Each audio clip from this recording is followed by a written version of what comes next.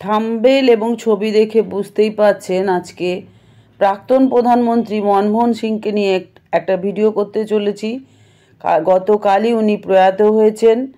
ওনার জন্ম ও মৃত্যুর মাঝামাঝি ওনার জীবন কাহিনী নিয়ে ছোট্ট করে একটা প্রতিবেদন আমি আপনাদের সাথে শেয়ার করতে চলেছি। তো উনি বারাক ওবামার সাথে দেখতেই পাচ্ছেন এই অনেক বিখ্যাত রাজনীতিবিদদের সাথে ওনার সাক্ষাৎ হয়েছে ওনার কর্মজীবনে। তো দেখতেই পাচ্ছেন আর একজন আমাদের বিখ্যাত প্রণব মুখার্জি, উনি আমাদের রাষ্ট্রপতি ছিলেন, উনিও আজ আমাদের মধ্যে নেই। আমরা এই কয়েক বছরে 2020 করোনার আগে থেকে 19 থেকে আমরা অনেক ভালো ভালো মানুষকে হারিয়েছি, তার মধ্যে ইনিও কাল চলে গেলেন। একজন বিখ্যাত রাজনীতিবিদ যিনি আমাদের মধ্যে এতদিন ছিলেন, হয়তো ওনার অনেক বয়স হয়ে গেছে, সেই কারণে আমরা ওনার অস্তিত্ব অতটা বুঝতে পারিনি, কিন্তু ওনার কিন্তু অনেক অবদান আমাদের রাজনীতির জন্য। তো যাই হোক, আমি সব কিছুই আলোচনা করব। তার আগে বলবো, নতুন হয়ে থাকলে অবশ্যই সাবস্ক্রিপশন করে আমার চ্যানেলের পাশে থাকুন। সকলের সাথে লাইক করুন, শেয়ার করুন, কমেন্ট করুন, জানান, আর আমাকে উৎসাহ দিতে থাকুন নতুন নতুন ভিডিও এবং তথ্য যেন আমি আপনাদের সামনে তুলে আনতে পারি। তো চলুন আমরা একটু মনমোহন সিংকে নিয়ে আলোচনা করি আজকে।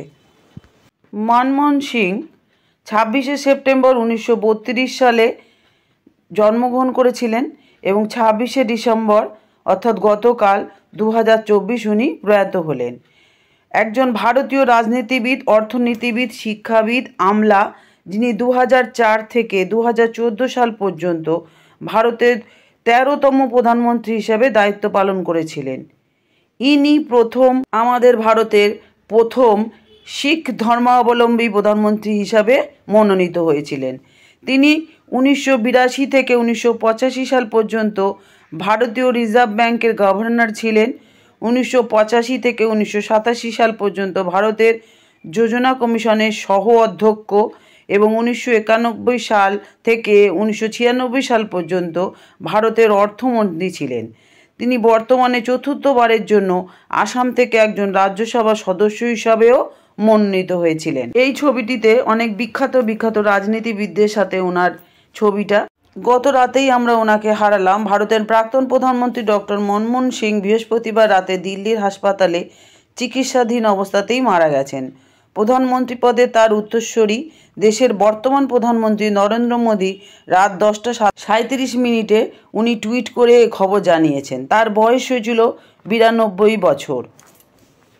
প্রধানমন্ত্রীর ঘোষণার কিছুক্ষণ আগেই দিল্লির এইমস হসপিটালের কর্তৃপক্ষ জারি করা এক বিবৃতিতে বলা হয়েছিল যে ডক্টর সিং এই দিন সন্ধ্যায় বাড়িতেই অজ্ঞান হয়ে গিয়েছিলেন। বাড়িতেই তার জ্ঞান ফেরানোর চেষ্টা করা হয়েছিল, হয়নি। পরে ওনাকে এইমস হসপিটালে জরুরি বিভাগে আনা হয়েছিল, কিন্তু সব প্রচেষ্টা করা সত্ত্বেও তার জ্ঞান ফিরে আর আসেনি। তিনি রাত 9:51 মারা গেছেন। প্রাক্তন প্রধানমন্ত্রীর মৃত্যুতে ভারত সরকার 7 দিনের রাষ্ট্রীয় শোক ঘোষণা করেছে। সমস্ত ধরনের ছুটি বাতিল করা হয়েছে, সরকারি অনুষ্ঠান বাতিল করা হয়েছে। সরকার ঘোষণা করেছে যে ডক্টর মনমোহন সিংয়ের অন্ত্যেষ্টি পূর্ণ রাষ্ট্রীয় মর্যাদায় সম্পন্ন করা হবে। শুক্রবার বেলা 11টায় কেন্দ্রীয় মন্ত্রিসভা বৈঠকে বসে সরকারিভাবে রাষ্ট্রীয় শোক প্রস্তাব গ্রহণ করবে বলেও জানাচ্ছে ভারতীয় গণমাধ্যম। ওনার সম্বন্ধে একটু ব্যক্তিগত বিবরণ আমি ছোট করে আপনাদের সাথে শেয়ার করছি। ওনার মৃত্যু আমি বললাম গতকাল 26শে ডিসেম্বর 2024। ওনার রাজনৈতিক দল ছিল ভারতীয় জাতীয় কংগ্রেস। দাম্পত্য সঙ্গী ছিলেন ওনার গুরুশরণ কাউর। ওনার 3টে সন্তান, উপেন্দর সিং, দমন সিং, অমৃতা সিং। উনি থাকতেন 7 রেসকোর্স রোড, নয়াদিল্লি, ভারত। উনি কিন্তু খুবই শিক্ষিত রাজনীতিবিদ ছিলেন আমাদের জন্য। তো উনি কোথায় কোথায় পড়াশুনো করেছেন ছোট্ট করে বলি। পাঞ্জাব বিশ্ববিদ্যালয় Chandigarh, Saint John's college Cambridge, Nuffield college Oxford. ওনার জীবিকা ছিল অর্থনীতিবিদ হিসাবেই। আর আপনারা তো জানেনই উনি শিখ ধর্মাবলম্বী ছিলেন। এবার ওনার জীবনী সম্পর্কে একটু বিস্তারিত শেয়ার করি আপনাদের সাথে। মনমোহন সিংয়ের জন্ম হয়েছিল 1932 সালের 26শে সেপ্টেম্বর অবিভক্ত পাঞ্জাব প্রদেশের এক ছোট্ট গ্রামে। সেই সময় ওই গ্রামে কিন্তু বিদ্যুৎ ছিল না, খাওয়ার জলের ব্যবস্থাও ছিল না। এই রকম একটা অনুন্নত গ্রাম থেকে উঠে আসা মনমোহন সিং পাঞ্জাব বিশ্ববিদ্যালয় থেকে পাশ করার পর উনি স্নাতকোত্তর ডিগ্রি পান কেমব্রিজ বিশ্ববিদ্যালয় থেকে। তারপর ডি.ফিল উপাধি পান অক্সফোর্ড বিশ্ববিদ্যালয় থেকে। তার কন্যা দমন সিং বাবার সম্বন্ধে একটি লেখায় জানিয়েছিলেন, কেমব্রিজে পড়াশোনা করার সময় অর্থ সংকটে দিন কাটত তার। পরবর্তীতে ভারতের প্রধানমন্ত্রী ও প্রধানমন্ত্রী পদে আসীন হওয়া মনমোহন সিংয়ের। এরপরে আসি ওনার যে কী অবস্থায় গেছে সেই দিনগুলো, ছোট্ট করে তারই বিবরণ দেব। ডিম সেদ্ধ করা বা টিভি চালাতেও উনি পারতেন না। দমন সিং তার একটি বইতে লিখেছেন, মানে ওনার মেয়ে, পড়াশোনা আর থাকা খাওয়ার জন্য বছরে তার 600 পাউন্ডের মতন খরচ হতো।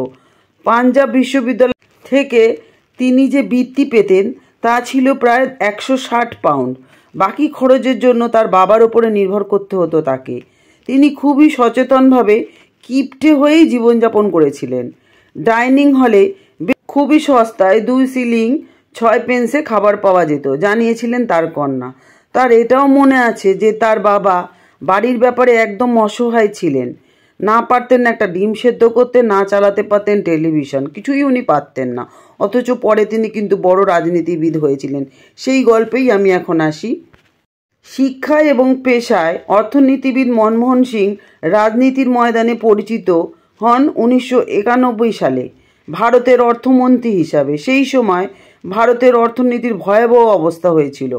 হঠাৎ করেই মন্ত্রী হওয়ার আগে তিনি একসময় ছিলেন সরকারের অর্থনৈতিক উপদেষ্টা আর ভারতের কেন্দ্রীয় ব্যাংক ও রিজার্ভ ব্যাংক অফ ইন্ডিয়ার গভর্নর। এখনও এমন ভারতীয় নোট দেখতে পাওয়া যায়, যদিও খুব কম।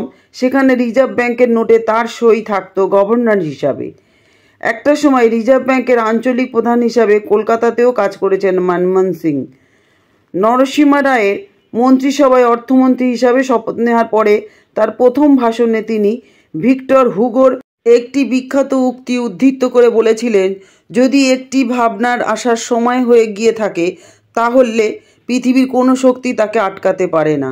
সেটি ছিল ভারতের এক উচ্চাভিলাষী এবং অভূতপূর্ণ অর্থনৈতিক সংস্কারের শুরুর ইঙ্গিত।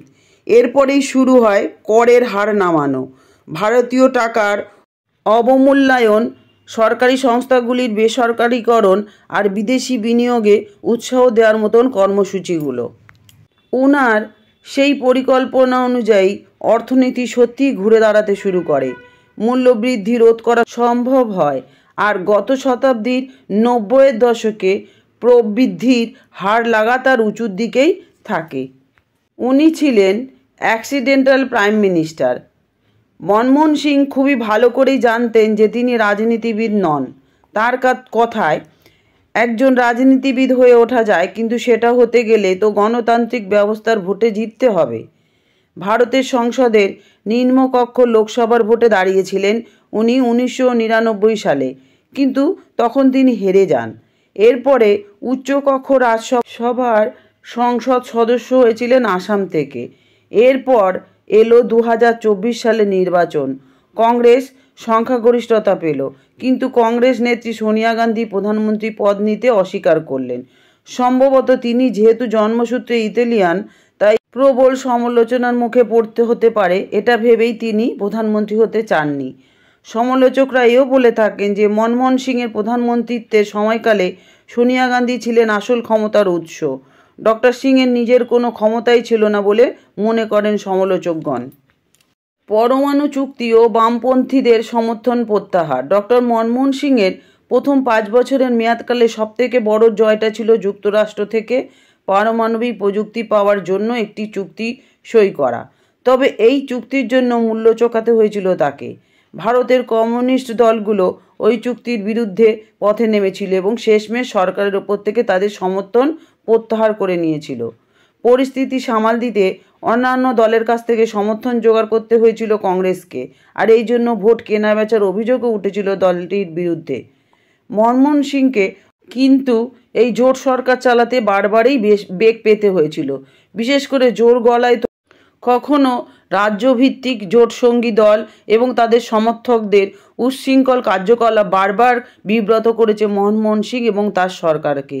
তিনি অবশ্য সবসময় ঐক্যমতের ভিত্তিতেই চলার চেষ্টা করেছেন। তবে তার বিরুদ্ধে একটা অভিযোগ সবসময় থেকেছে যে তিনি খুব নরম প্রকৃতির মানুষ আর সিদ্ধান্তহীনতায় ভোগেন। তবে তার সততা আর বুদ্ধিমত্তার কারণে সবাই তাকে আজও সম্মান করে এসেছেন। কিছু কিছু সমালোচক বলে থাকেন তিনি ভারতের অর্থমন্ত্রী থাকাকালীন অর্থনৈতিক সংস্কার হয়েছিল যে গতিতে, সেটা কিন্তু কিছুটা স্লথ হয়ে গিয়েছিল তার প্রধানমন্ত্রীর সময়। ডক্টর মনমোহন সিং দুই পূর্বসূরির পথ অনুসরণ করে এক বাস্তববাদী বিদেশ নীতি নিয়ে চলতেন। পাকিস্তানের সঙ্গে শান্তি প্রক্রিয়া চালিয়ে নিয়ে গিয়েছিলেন তিনি, যদিও সেই প্রক্রিয়া ভেস্তে দেওয়ার জন্য যেসব হামলা চালানো হয় তার দায়ভার গিয়ে পড়েছিল পাকিস্তানি সশস্ত্র গোষ্ঠীর সদস্যদের ওপরে। এই সব হামলা চরম পর্যায়ে পৌঁছয় 2008 সালের নভেম্বরে মুম্বাই হামলার সময়।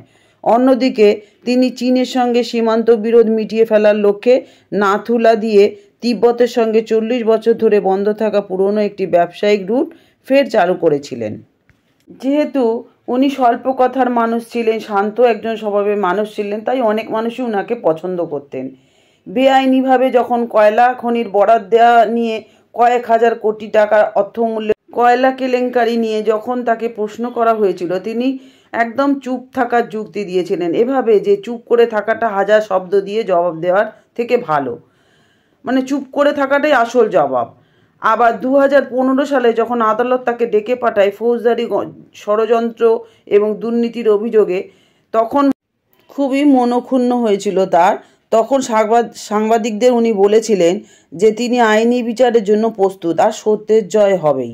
প্রধানমন্ত্রীত্বের পদ থেকে সরে যাওয়ার পরে ভারতের প্রধান বিরোধী দল কংগ্রেসের সিনিয়র নেতা হিসাবে দলের দৈনন্দিন কাজকর্মে জড়িয়ে পড়েছিলেন তিনি, যদিও বয়স সবসময় তাকে সাথ দিত না। বিবিসিকে দেওয়া এক বিরল সাক্ষাৎকারে 2020 সালের আগস্টে ডক্টর মনমোহন সিং বলেছিলেন যে করোনা ভাইরাসের মহামারীর প্রেক্ষিতে অর্থনৈতিক ক্ষয়ক্ষতি সামলাতে ভারতকে অতি দ্রুত 3টি জরুরি পদক্ষেপ নিতে হবে। উনি এটাও বলেছিলেন যে মানুষের হাতে সরাসরি নগদ সহায়তা পৌঁছিয়ে দিতে হবে, ব্যবসা বাণিজ্যের জন্য মূলধনের যোগান দিতে হবে আর আর্থিক খাতকে পুনর্গঠিত করতে হবে। মনমোহন সিংকে ইতিহাস সারা জীবন মনে রাখবে এমন একজন ব্যক্তি হিসাবে যিনি ভারতের অর্থনৈতিক আর পারমাণবিক এক ঘরে হয়ে যাওয়া থেকে উদ্ধার করেছিলেন। যদিও ইতিহাসবিদদের একাংশ মনে করে ওনার আরও আগেই অবসর নেওয়া উচিত ছিল, তবে মনমোহন সিং 2014 সালে দেওয়া এক সাক্ষাৎকারে বলেছিলেন, আমি আশা করব যে সমসাময়িক গণমাধ্যম এবং সংসদের বিরোধী দলগুলির তুলনায় ইতিহাস আমার প্রতি বেশি সদয় হবে। ইতিহাস তো ওনাকে মনে রাখবেই, কারণ উনি খুব ধীর স্থির নম্র ছিলেন, ওনার স্বভাবটাই ওরকম ছিল। অনেক এখন তো রাজনীতিবিদদের আমরা দেখি কি দাপট, ভুলভাল কথাবার্তা বলে, মানুষের আরও বেশি সমালোচনার মুখে পড়তে হয় তাদেরকে। তো যাই হোক, উনি যতই সমালোচনা হোক কিন্তু ওনার চরিত্রটা সকলকে বুঝিয়ে দেয় যে উনি কতটা শিক্ষিত ছিলেন। তো যাই হোক, প্রাক্তন প্রধানমন্ত্রী আমাদের ছেড়ে চলে গেছেন, ওনার আত্মার শান্তি কামনা করি। তো সবাই খুব ভালো থাকবেন, আর আমার কথাগুলো শোনার জন্য, আমার সাথে থাকার জন্য আপনাদেরকে অনেক অনেক ধন্যবাদ। সবাই এইভাবে পাশে থাকুন, আমাকে উৎসাহ দিতে থাকুন। আমি নতুন নতুন এরকম আরও ভিডিও আপনাদের সামনে নিয়ে আসব, কারণ উৎসাহটা খুব প্রয়োজন যে কোনো কাজের জন্য। তো যাই হোক বন্ধুরা, খুব ভালো থাকবেন, সুস্থ থাকবেন, আনন্দে থাকবেন। আজকে আসি, আবার দেখা হবে নতুন আরেকটা ভিডিও নিয়ে। টাটা বন্ধুরা, খুব খুব ভালো থাকবেন। জয় ভোলেনাথ, সকলকে ভালো রেখো, সুস্থ রেখো।